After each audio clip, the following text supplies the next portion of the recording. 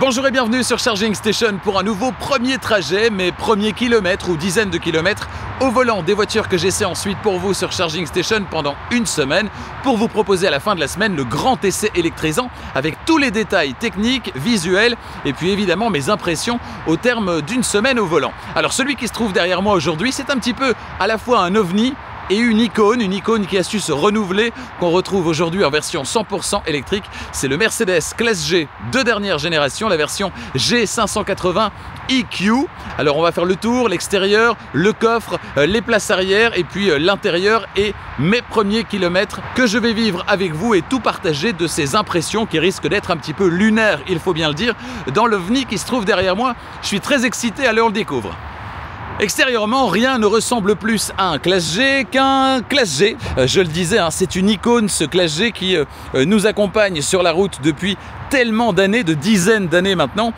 En même temps, on n'en voit pas très souvent et en même temps, chaque fois qu'on en voit un, ça fait quand même une petite émotion parce que c'est quand même un modèle iconique de la marque allemande. Alors, évidemment, c'est très anguleux, c'est très massif, c'est un mastodonte, il est très lourd, on est au-delà de 3 tonnes et en même temps il est super attachant, qu'on le croise sur les Champs-Élysées à Paris ou à Dubaï. Franchement, à chaque fois ça fait la même émotion, c'est toujours aussi sympa, il paraît extrêmement robuste et figurez-vous que cette dernière génération 100% électrique, eh bien c'est peut-être la meilleure génération, c'est ce que certains disent en tout cas en termes de franchissement. Pourquoi? Parce qu'on a un moteur par roue. Et le fait d'avoir cette architecture avec un moteur par roue, eh bien ça va permettre certaines choses qui sont impossibles avec les versions classiques à moteur thermique. Notamment le fait d'avoir le G-Turn, la fonction qui permet à ce Classe G de littéralement tourner sur place. J'espère avoir l'occasion de tester ça durant cette semaine d'essai et de partager avec vous tout ça dans le grand essai électrisant qui sera certainement à ne pas manquer. La couleur, ce bleu est absolument magnifique. Le petit badge EQ qu'on va retrouver ici, les marchepieds qui seront bien utiles pour monter à bord parce qu'il est vraiment très haut, et puis de la robustesse. Vous voyez les charnières apparentes ici, vous voyez la poignée ici, voilà, et il faut bien claquer la portière. Voilà, on est dans du solide, on est dans du costaud. Ça c'est pour le côté. Regardez le profil de ce Mercedes Classe G. Moi franchement je l'adore, il me fait craquer. Alors à l'arrière, la petite subtilité sur cette version 100% électrique, c'est qu'il est possible de remplacer la roue de secours par ce caisson dans lequel on va retrouver évidemment le câble de recharge. Bah oui, pas de doute, on est bien en 2024. Allez, puisqu'on est à l'arrière, on va aller faire un tour dans le coffre. Alors ici aussi c'est du solide, hop, on ouvre. Et il faut surtout avoir beaucoup de place derrière, que quelqu'un ne se soit pas stationné trop près, parce que vous le voyez, la portière, elle est vraiment très longue. Au niveau de l'intérieur, alors c'est d'abord très bien fini, vous me direz, cette version elle démarre à un petit peu en dessous de 200 000 €, donc heureusement que c'est très bien fini. Pas de sous-coffre, vous le voyez, par contre on a un coffre qui est vraiment très large. Tous les détails, je vous les fournirai, détails techniques, mesures, etc. dans le grand essai électrisant. On a un petit filet ici qui est toujours le bienvenu également, et puis ici le couvre-bagages, histoire de rester discret quand vous mettez notamment des petites courses à l'arrière après avoir visité les plus beaux magasins des Champs-Élysées, évidemment. Banquette arrière 60-40, à l'arrière, c'est là où on va aller tout de suite. Attention, je lance la portière, hop là. Ah ben non, j'ai pas lancé assez fort, décidément, va falloir que je m'y fasse. La même petite poignée ici, et pour monter, vous voyez, c'est vraiment très haut, je sais pas si on se rend compte, mais c'est vraiment très haut, même pour moi qui suis grand. Donc il faut mettre alors le pied gauche, voilà, et se hisser à l'intérieur. C'est pas évident. Première bonne surprise, ça passe au niveau des genoux vraiment sans problème. Et comme on est sur un véhicule très haut, eh bien je suis assis avec un angle ici qui est très favorable. Je n'ai pas pour une fois les genoux au niveau du menton, mais c'est vrai qu'on est vraiment très haut à bord de ce Classe G. Donc ici la surprise elle est bien. 1,90 m devant et derrière, ça passe sans problème. Au niveau des commandes, on a traditionnellement la climatisation. On a des petites prises en bas. Et alors on n'a pas un plancher qui est parfaitement plat. Vous voyez qu'on a une petite bosse ici, mais comme la partie centrale est vraiment très large, il n'y aura absolument aucun souci pour se mettre confortablement, s'installer confortablement sur cette partie centrale. Alors à l'avant, qu'est-ce que ça donne? Eh bien c'est là qu'on va aller tout de suite. À l'avant, même chose, je grimpe. Me voilà bien accueilli par l'interface MBUX. Je pousse directement sur le bouton de démarrage et l'interface se réveille. Ah, décidément, je vais pas m'y faire. Faut vraiment claquer très très fort. Voilà. La vue qu'on a ici est absolument incroyable. Je suis assis très très haut. Je suis assis très droit, très assis en fait, comme sur une chaise. J'ai mes petits repères ici, vous voyez, là et à droite. Mais on est vraiment très très haut. J'ai l'impression d'être à bord d'un... Je ne sais pas quoi en fait. Je ne sais pas. C'est hyper impressionnant, hyper intimidant, j'ai envie de dire. Bon, voilà, j'installe les petites caméras. J'espère qu'on aura assez de luminosité. Hein. Le soleil se couche vraiment très tôt en ce moment. J'installe les petites caméras et puis c'est parti pour mon premier trajet. Allez, c'est parti pour ce premier trajet de 48 km. J'utilise, comme à chaque fois maintenant, le GPS intégré dans la voiture, ce qui me permet de voir qu'on a la navigation ici sur l'écran d'infodivertissement. Alors, on va couper ici. 48 km, effectivement, pour rejoindre ma destination. C'est parti. Le petit commodo, on le connaît bien hein, maintenant, ce commodo. Vers le bas pour la position D. On est en forte récupération. Alors, l'impression, elle est incroyable.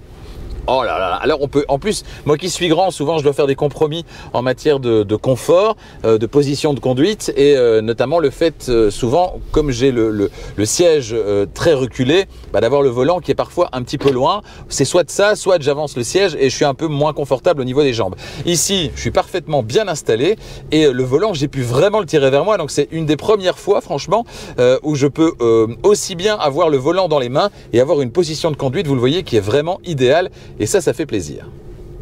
Allez, c'est parti. Alors, l'avantage d'être aussi haut perché, c'est qu'on a une visibilité absolument incroyable sur tout ce qui se passe autour. C'est incroyable parce qu'en même temps, c'est un mastodonte et en même temps, c'est léger. Tout est léger, c'est facile à conduire, facile à appréhender. Ça m'a l'air tout à fait utilisable au quotidien alors que c'est un monstre qui est absolument hors norme. Alors ici, la navigation sur l'écran d'infodivertissement. Franchement, c'est très sympa, qu'on a déjà vu dans d'autres modèles Mercedes évidemment, mais ça fait toujours plaisir. Et puis on a une vue sur les feux de signalisation également. Oh, je me réjouis de passer cette semaine au volant de ce Classe G, c'est iconique, c'est incroyable. Alors sur ce Classe G, vous pouvez aussi avoir le G-Roar, c'est-à-dire le rugissement G, qui reproduit évidemment un pseudo-son d'accompagnement thermique sur ce Classe G électrique, donc qui à la base est silencieux. Alors on aime ou on n'aime pas, moi je suis pas très fan de ces sons en général. Cela dit, voilà, c'est disponible ici et peut-être que sur un véhicule comme celui-ci, ça peut le faire. Attention, c'est parti sur la route. C'est incroyable comme ça pousse. C'est incroyable comme ça pousse. Hein. Et j'étais pas à fond là. Et il fait 3 tonnes. Oh là là là. Incroyable. Alors je viens de remettre la consommation à 0. Bon, si vous achetez ce type de véhicule, c'est a priori pas la consommation sur le plan financier qui va vous inquiéter, mais peut-être la consommation sur le plan de l'autonomie qu'elle va permettre. Donc rien que pour ça, voilà, ce sera intéressant de voir ce qu'il en est au terme de cette semaine. C'est totalement hors norme, mais c'est génial à conduire. C'est génial à conduire. Mais c'est totalement hors norme et politiquement incorrect en 2024 ou 2025, ça c'est bien clair, mais c'est incroyable. Alors en termes d'aide à la conduite, où est-ce qu'on en est? On va faire 7 ici, voilà, on peut augmenter très facilement ici, 120 km/h. Est-ce qu'on a un volant capacitif? On va le savoir tout de suite. Donc là, le maintien dans la voie est activé. On a donc la conduite assistée.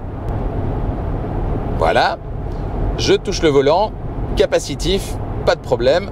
Vous me direz à ce niveau de prix, c'est un petit peu normal, mais bon voilà, toujours bien de vérifier. C'est incroyable d'avoir cette dualité finalement, d'avoir un confort qui est vraiment excellent dans cette voiture et en même temps d'avoir ces capacités de franchissement qui sont propres au Classe G et qui sont bien sûr bien présentes et même encore multipliées sur cette version 100% électrique. En termes de bruit, je pensais que ça allait être beaucoup plus que ça. Les bruits de roulement sont très bien maîtrisés. Alors bien sûr, il y a un peu de bruit aérodynamique, mais pas autant que je l'aurais imaginé. Donc ça reste extrêmement confortable. On est davantage dans le cocon, le bien-être, le cosy, que dans le côté brut, baroudeur. Ça c'est pour l'extérieur, c'est pour les poignées de porte, c'est pour les charnières apparentes. Mais à l'intérieur, on voyage dans une Mercedes, quoi. Bon, un petit point consommation après 10 km d'autoroute. On est à 36,7 kWh au 100. 36,7. Bah, c'est beaucoup évidemment, mais en même temps on ne roule pas dans ce véhicule pour rouler à l'économie, hein. Alors j'ai cherché comment désactiver les bips de survitesse. Non pas que je veuille rouler au-delà de la limitation de vitesse, mais simplement parce que cette voiture, comme toutes les autres, n'affiche pas toujours les bonnes vitesses et donc c'est un petit peu fatigant. Eh bien c'est assez simple en fait, hein. Ça se passe ici au-dessus, vous tirez le menu et vous avez à droite les fonctions et dans les fonctions, eh bien il y a ici système d'avertissement sonore. Voilà, c'est plutôt pas mal. Après, est-ce qu'il y a un raccourci possible sur le volant? C'est vrai qu'il y a tellement de boutons sur le volant qu'on aurait sans doute pu en mettre un raccourci pour désactiver ces bips, comme chez BMW par exemple. Est-ce que ça existe? Est-ce que c'est possible? Si vous le savez, eh bien dites-le moi dans les commentaires. Mais là, a priori, je ne vois pas. Au-delà des bruits aérodynamiques qui sont assez logiques, je le disais, on est quand même sur un mastodonte de 3 tonnes, très carré, une boîte à chaussures et on voyage quand même dans des conditions qui sont très enviables, que d'autres véhicules qui n'ont pas la carrure de celui-ci pourraient certainement lui envier. Et les commandes, parce que ça fait un moment que je n'ai pas essayé de Mercedes, donc j'avais un petit peu oublié les repères, et en fait ça revient assez vite, les commandes sont assez logiques en fait, l'ergonomie elle est vraiment très très bonne. On va sortir de l'autoroute, je vais désactiver, voilà, cancel, la conduite assistée, je reprends la main. Alors au niveau de la récupération d'énergie, qu'est-ce que ça donne? Forte récupération maximale. Voilà, là je suis sur récupération maximale. Donc on a 4 réglages, aucune récupération. D+, récupération normale, on est sur D. Ensuite, forte récupération D-. Et si je clique encore une fois, récupération maximale. Est-ce qu'elle va jusqu'à l'arrêt complet? On a un feu, j'espère, rouge dans les prochaines centaines de mètres. On va le savoir. Et est-ce qu'on a également une récupération automatique? Donc voilà, récupération intelligente activable simplement en tirant vers soi la palette de gauche ou la palette de droite pendant une bonne seconde. Alors, récupération intelligente, hop, je me mets derrière la Volvo qui se trouve devant, je lève le pied, je ne touche à rien. Qu'est-ce qu'il va faire? Alors, ça ralentit. Là, je dois ralentir parce que ça freine très fort. En fait, récupération intelligente, ça anticipe les ralentissements, mais ça ne va pas vraiment remplacer la pédale de frein. C'est ce que je viens de constater. Là, je suis en récupération maximale, donc D-. Et on va voir si ça va jusqu'à l'arrêt complet, ce serait vraiment pas mal. En tout cas, le ralentissement est vraiment fort quand je lève le pied. Donc ça, c'est déjà un très très bon point. Alors là, je lève le pied, ça ralentit fort, mais ça ne va pas jusqu'à l'arrêt complet, non. Elle continue sur sa lancée, donc ça ne va pas jusqu'à l'arrêt complet malheureusement. Heure de départ pour demain matin, c'est réglé. La voiture sera donc à température et ça, c'est très agréable, certainement quand il fait bien froid. On va revenir sur la navigation et toujours cette réalité augmentée qui permet d'avoir des indications extrêmement claires. Tiens, le siège massant s'est arrêté. Est-ce que je peux le réclamer via la commande vocale? Active le siège massant. Ok, j'active le massage pour vous. Et ce que j'aime bien sur cette interface MBUX, c'est qu'on a la carte ici, parce qu'on est en navigation activée, et on a des petits widgets qui viennent se superposer et qui permettent d'avoir un accès direct à certaines fonctions. Et ça, c'est l'une des spécificités de Mercedes, c'est aussi d'essayer d'imposer, d'aller le moins profondément possible dans les menus, autrement dit de minimiser finalement le nombre de manipulations. Et ça fonctionne plutôt bien, en l'occurrence ici. Il y a des fonctions auxquelles je peux directement accéder, comme le fait de réactiver la commande vocale pour les instructions de navigation, aller dans le menu EQ, le menu radio, le menu téléphone, tout ça directement accessible ici. C'est vraiment sympa. En termes de ressenti, finalement, le fait d'avoir un moteur par roue, ça ne se ressent pas vraiment, mais ça va permettre, c'est vrai, des choses qui sont impossibles avec une voiture à moteur thermique classique avec un seul moteur. Le G-Turn, évidemment, qu'on essaiera dans le grand essai, donc le fait de tourner sur place. Et puis aussi en franchissement, ça va permettre d'amener la puissance, le couple avec beaucoup plus de finesse en fonction de l'adhérence sur chacune des roues. Et ça, c'est l'un des avantages de l'électrique que le thermique ne pourra jamais égaler. Donc c'est pour ça qu'on dit que cette version 100% électrique du classe G, elle est meilleure finalement que toutes les versions thermiques et que toutes les versions antérieures du classe G. Allez, encore quelques kilomètres avant la fin de ce premier trajet à bord de ce Mercedes Classe G, de cet ovni, de cette icône, hein, je le disais également. Franchement, ça fait plaisir d'en prendre le volant. Je peux vous dire que tous les regards se retournent sur son passage et pas uniquement parce qu'il est bleu mat. Non, c'est juste une icône ce véhicule, c'est vraiment sympa et ça me fait plaisir d'en prendre le volant pendant une semaine. Je partagerai à la fin de la semaine dans le grand essai mes impressions au terme d'une semaine au volant de ce monstre, il faut bien le dire, monstre de puissance également. Il y aura tous les chiffres dans le grand essai électrisant. Les points positifs, ils sont nombreux. Alors c'est compliqué de dire points positifs, points négatifs, puisque quand on achète un Classe G, on achète un Classe G, on cherche pas à comparer, etc. C'est pas un choix raisonnable d'abord, et puis c'est pas un choix très objectif non plus, parce que si on aime le Classe G, forcément on va lui passer ces quelques petits défauts qui pour certains sont inhérents au fait que c'est un Classe G. On pourrait dire les portes sont très dures à claquer, etc. C'est un Classe G. C'est tout. Ça consomme beaucoup, mais bien sûr, c'est un Classe G, c'est normal. Donc il n'y a rien de rationnel là-dedans, mais quand même, je dois dire que je suis très agréablement surpris par la prise en main, qui est hyper facile. On peut en faire son véhicule de tous les jours, hein, même si c'est pas très politiquement correct en 2024.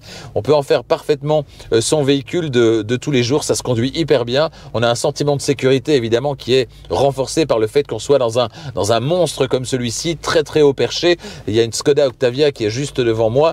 Je vois très largement au-dessus de la voiture, jusqu'au camion qui se trouve 3 véhicules plus loin. Voilà, il y a un sentiment quand même de sécurité qui est bien présent. Donc facile à prendre en main, les avantages de l'interface MBUX de Mercedes qui sont bien présents là aussi, c'est très user friendly comme on dit, c'est très ergonomique et ça aussi c'est vraiment appréciable. Je pense que je vais passer une très bonne semaine au volant de ce véhicule, pas une semaine en toute discrétion, mais une très bonne semaine quand même. On se retrouve donc à la fin de la semaine pour le grand essai électrisant, je partagerai toutes mes impressions avec vous et tous les détails techniques. En attendant, si ce n'est pas encore fait, abonnez-vous à Charging Station et n'oubliez pas d'activer la clochette des notifications pour être prévenu dès qu'une nouvelle vidéo électrisante est disponible et celle-ci sera très électrisante. Je parle du grand essai de ce Mercedes Classe G. Merci de votre fidélité et à bientôt.